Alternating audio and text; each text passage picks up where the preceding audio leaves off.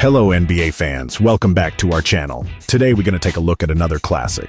From the show Basketballography, the star describes his style of play and featured moves. Sit back, relax, and let's go back in time. Bird and Magic 1-1. A shot for the agent. Jerry West made it from the other side of the midcourt. This place is going crazy. I don't believe what I just saw. I saw a man fly. He is spectacular. Oh, the takes the ball.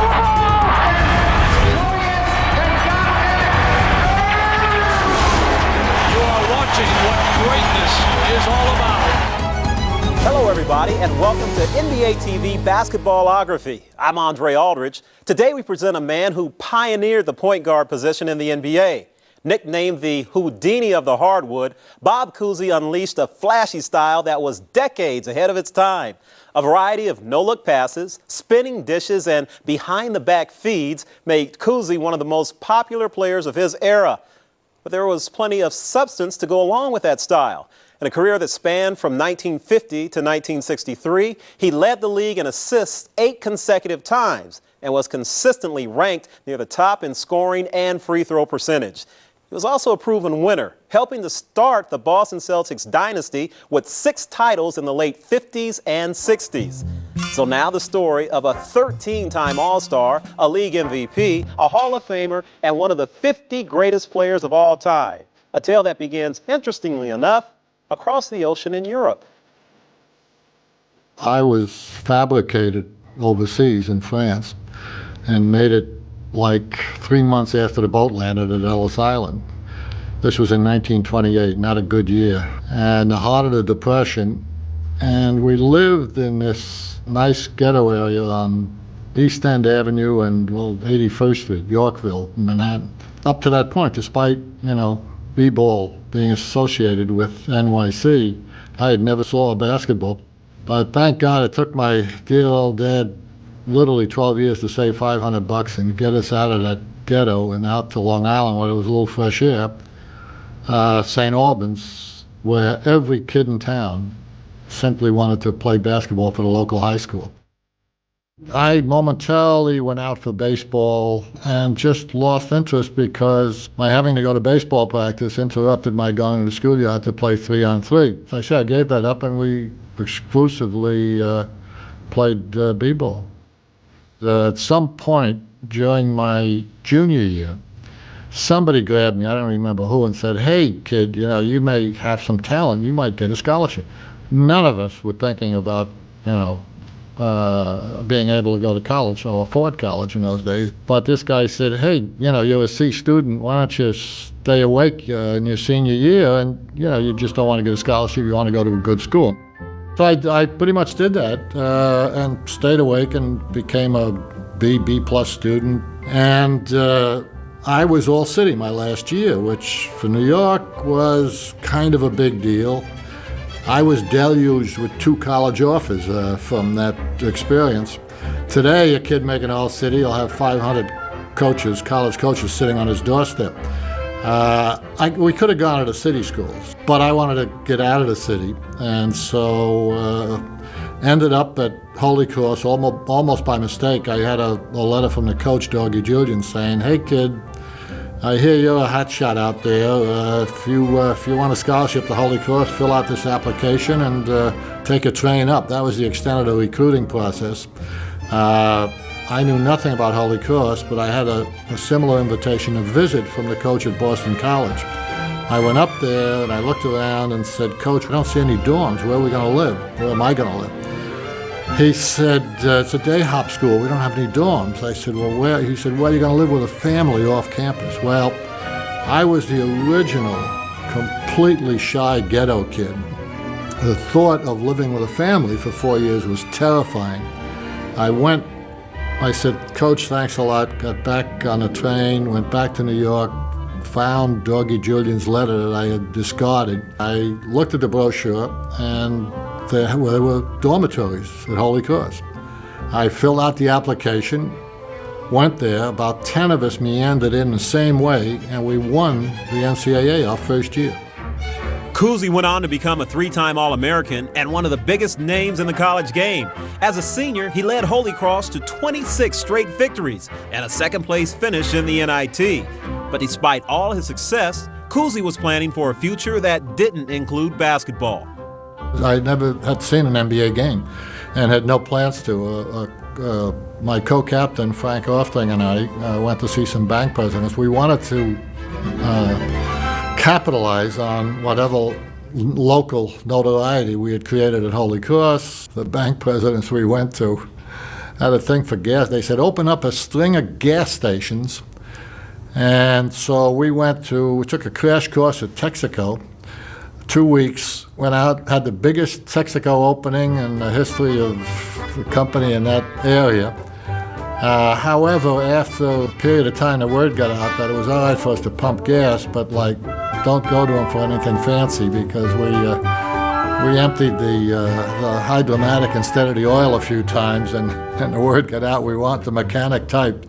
But we did do something with that. We opened up an auto driving school. Within a month, we had 3 cars going full time around the clock. But the point is, I had no thoughts about the pros. I had just gotten married that year. We had established our home in Worcester, Massachusetts. I got a phone call in May, whatever, some newspaper man said, hey, congratulations, you're the #1 pick in the country for the Tri-City Blackhawks.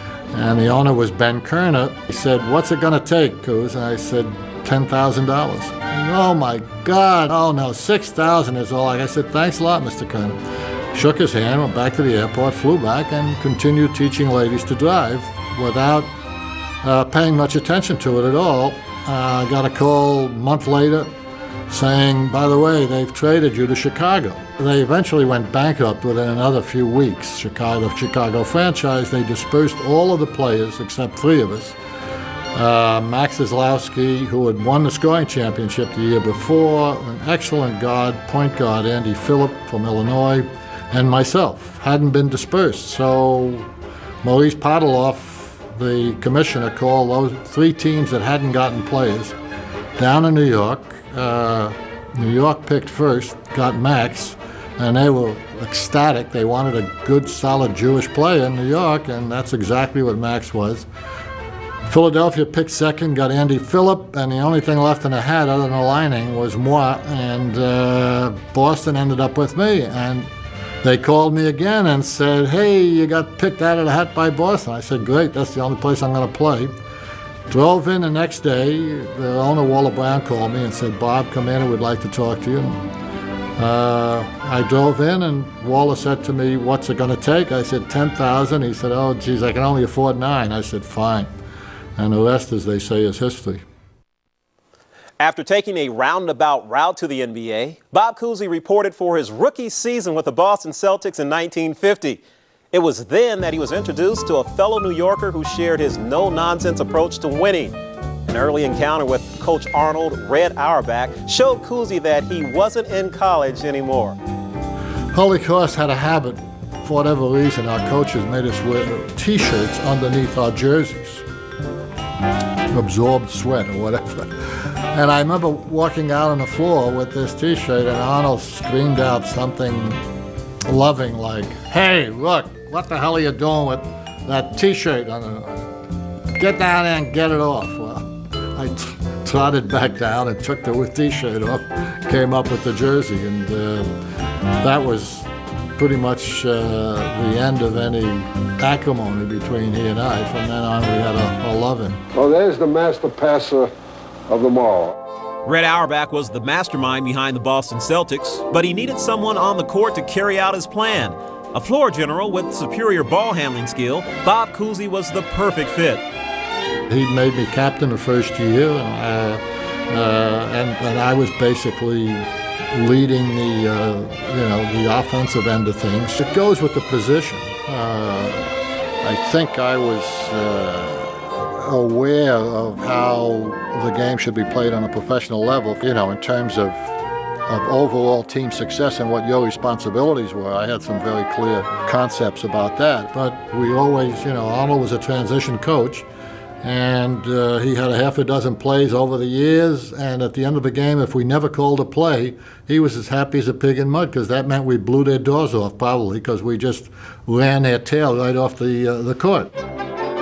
Cousy not only helped transform the Celtics into a winner, he did it with a style never before seen in the NBA. Auerbach's fast-breaking scheme allowed Cousy to create in the open floor. His artistry was a blend of ball fakes, trick passes, and deft dribbling technique that pleased the crowd and befuddled opponents. Bob Cousy has dazzled countless fans with his thrilling brand of basketball. Down to Cousy. Cousy drives in, dribbles by a man, and lays it in. What I was doing years ago now, every 12-year-old is doing in every schoolyard in the country, and doing it better and probably with more panache and flair than I was doing it. But I was getting all the attention in the 50s because I was the only one doing it. And I didn't work on it, I didn't practice it. It was strictly what's the old cliche about necessity is the mother of invention. Another great performance by Bob sees a masterpiece of twirl and overhead dexterity. I certainly was aware that my style of playing was attractive to fans in those days, that it was a selling tool at a time when we were trying to do everything we could to attract people in to see it, because we felt as a matter of fact, that's what we used to sit around and say, you know, we've got the greatest game here, and the minute we put it in the living rooms, the minute television grabs onto it, boy, it's going to explode. The Celtics' popularity began to grow, and the team made the playoffs year after year. Cousy was developing into a star, but the team was unable to get close to winning a championship. Unless you're going through the motions and mailing it in, which in those days didn't happen, this gets pretty traumatic, pretty meaningful, pretty emotional. And so as a unit, we didn't leave anything on the floor. You do this for 6 or 7 or 8 months a year. If you're never grabbing the brass ring, it gets damn frustrating. Then, in 1956, Red Auerbach traded for the draft rights of a future Hall of Famer, and Celtics history would be forever changed. He told me there was a guy out in San Francisco by the name of Russell that if he could get him would change all our rebounding problems, and he thought he might have a good shot at it. Hey NBA fans, for more vintage NBA content, don't forget to subscribe to our channel. NBA at its best. Thank you. Cousy waiting for his man. Bounce pass to Russell. Basket is good and he's fouled. When, Russ joined the fold, we walked away saying, wow, we knew some exciting things were going to happen. Cousy and Russell proving an efficient combination. His animal intensity that he brought to the game, his speed and quickness in days of bigger guys, but lumbering, slow bigger guys. I mean, it was like a man playing with boys. The addition of Bill Russell in the 1956-57 season made a good team great. Teamed with a dominant big man, Cousy raised his game to a new level, winning the NBA Most Valuable Player award while leading the league in assists and finishing 8th in scoring. Bob Cousy, All-American from Holy Cross, 6'1", weighing 175 pounds. Although small by pro standards, Bob is one of the all-time basketball greats. In addition to being an exceptional shooter and dribbler, Bob is an outstanding playmaker and team spark plug. Cousy and Russell made the Celtics unstoppable. Their 44-28 record was the best in the league, and it wasn't long before they were within striking distance of an NBA title. April 13th, 1957. After 11 years, the Boston Celtics were finally in a position to win their first NBA championship. The Celtics and the St. Louis Hawks had split the first 6 games of the series. Rookie of the Year Tommy Heinsohn found the range early on. High-scoring Hawk Bob Pettit drove on another Celtic rookie, Bill Russell. Russell blocked the shot, ran up court, and finished off a give-and-go by jamming the ball home. The kid from California and the gym rat from New York City made a formidable pair for the Celtics, and it was just the beginning of what was to come in Boston. With 1 second left, the Hawks missed 2 shots in close, and the buzzer sounded to end the game. Bill Russell jumped for joy, and the Celtics dynasty was born. It doesn't take long for professional athletes to get overconfident or a little cocky. In our own minds, we knew we were getting pretty good, and we were going to be pretty consistent, and there wasn't anybody that could touch us in those days if we simply played up to our potential. We knew in our hearts when we got the strength and the power, and we knew how to exercise it, I think. The Celtics were just getting started. What followed was a period of domination not seen before or since in the history of professional sports. At Boston Garden, the final game in the hard-fought NBA Championship Series with 14,000 jamming the arena as the Boston Celtics, white, meet the St. Louis Hawks in dark in the final and deciding game.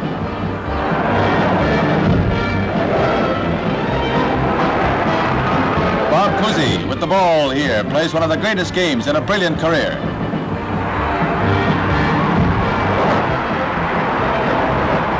Then Cousy gets the ball and connects. Earlier in the series, he was in a slump, but tonight is Bob Cousy night as a scorer and as a playmaker. The Hawks are battling valiantly to catch up, but the Celtics are in unbeatable form. Right down to the final tick of the clock, the Celtics dominate the play. The final score, a decisive 122 to 103. And the man of the hour is Bob Cousy. Who else? We had so much strength. I mean, this is the best, well, it's open to judgment, but it's my judgment, it's the best basketball team that's ever been assembled. I was around for 6 championships, 11 championships in 13 years. Can you imagine starting the next season, you've already got 12 or 11 rings, saying, let's win it again. Basketball in Boston. It's the NBA Finals with Bill Russell, number 6, brilliantly spearheading the Celtics before a capacity crowd of 14,000. The Boston Quintet dazzles the St. Louis Hawks with their fast break attack.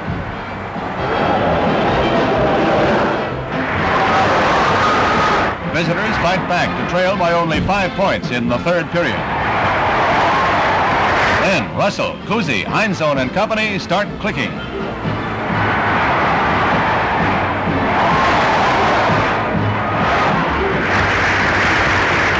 Playmaker Cousy, number 14, is in evidence all through the playoffs. With time running out, the Celtics have a solid lead, but they're still going.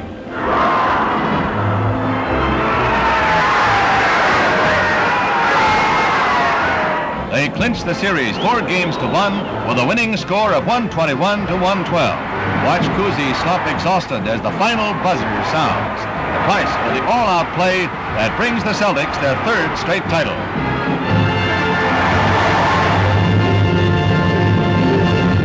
The Celtics go on to win an unprecedented 5th World's Championship, 4 games to 2 in the series, led by the remarkable Bob Cousy. Since this playoff ends Bob's career as a player, we like to pay him this closing tribute. We know you'd like to see some highlights of his fantastic basketball wizardry. Cousy, always a standout, excelled in magic ball handling. Watch him when Boston gets the ball, take that ball down court.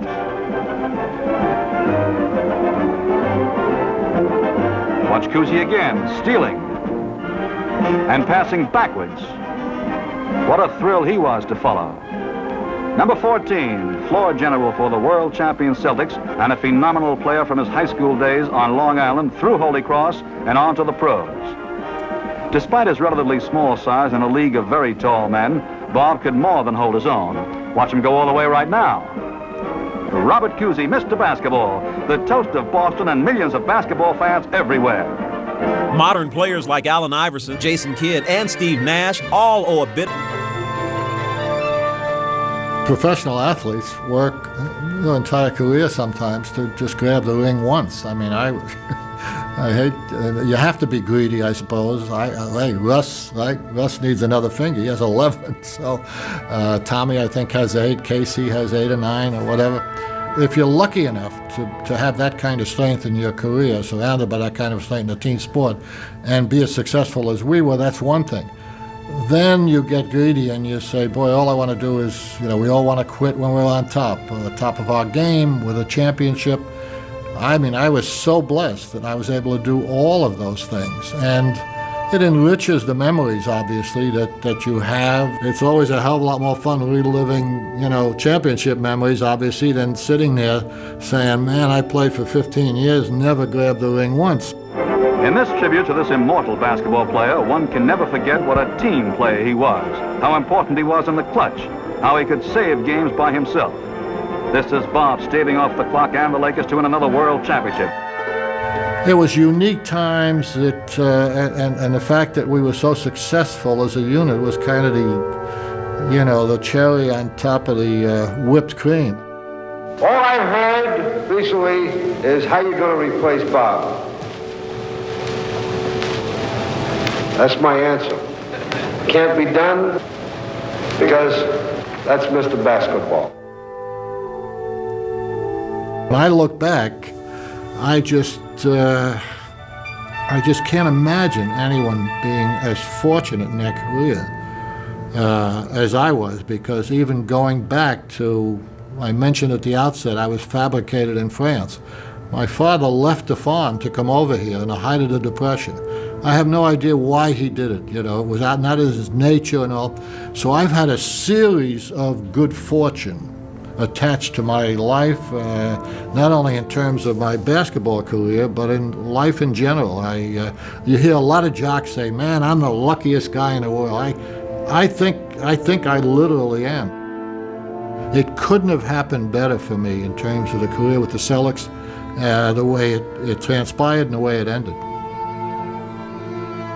After his playing career came to an end, Cousy went on to coach at Boston College for 6 years before becoming head coach of the Cincinnati Royals. At age 41, he returned to the court for 7 games during the 1969-70 season in an effort to spark his team and draw fans. After stepping down as a coach in 1974, he returned to Boston to become a Celtics broadcaster and later became the first Hall of Famer to be named president of that institution. That's all the time we have for today's show. Thanks for watching, and we'll see you next time on NBA TV Basketballography.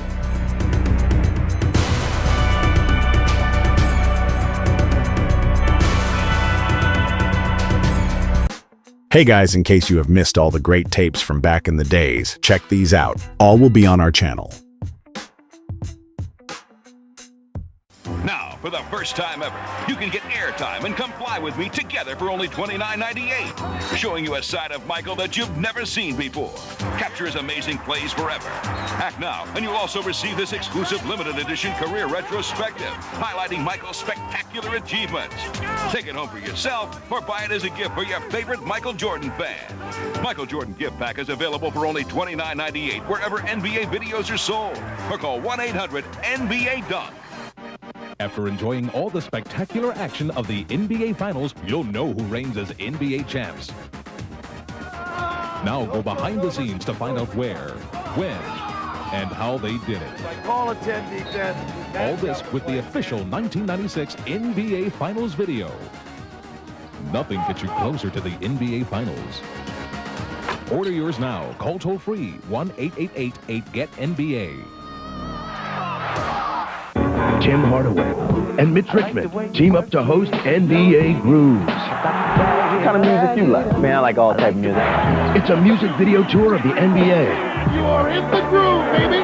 With lots of NBA action, mixed up with hot music from Blackstreet, Republica, Shaq, Yvette Michelle, and more. NBA Grooves. In stores now through NBA.com or by calling 1-800-NBA-HOOPS. From NBA Video. There is a magic within them, a legendary quality. They are men of miracles. Fly with them in this extraordinary new video, NBA Legacy, Living Legends to Rising Stars. You also get the officially licensed NBA team sweatshirt of your choice. Both the authentic sweatshirt and the video are free with your paid subscription to Sports Illustrated. NBA Legacy traces a line of superstars as greatness is passed from one generation to the next. You also get a great-looking heavyweight sweatshirt featuring the colorful logo of your favorite NBA team. No matter which team it is, it's free. When you order 54 issues of SI for only $1.47 an issue, save over 50% off the cover price. Use your credit card. Call now and get NBA Legacy plus the team sweatshirt of your choice, both free from Sports Illustrated. It's a sports experience like no other. Sports Illustrated. Get into it.